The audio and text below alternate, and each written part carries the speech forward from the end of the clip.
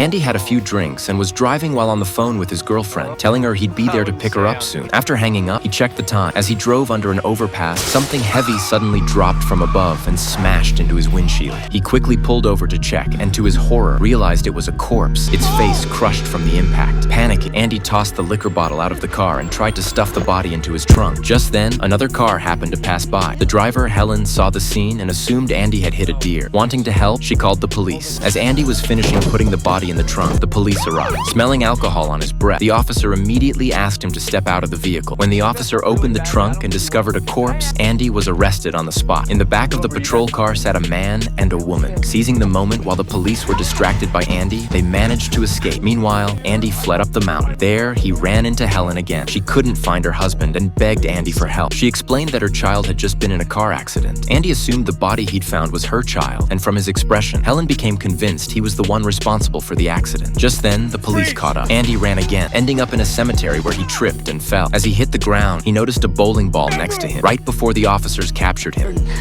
For what you did to my daughter. Daughter? Then the story rewinds to 11:09 p.m. Three teenagers were driving around pulling pranks on passing cars when they accidentally hit a girl. Panicked, they froze until a nearby man pulled out a gun, prompting them to jump back in their car and flee the scene.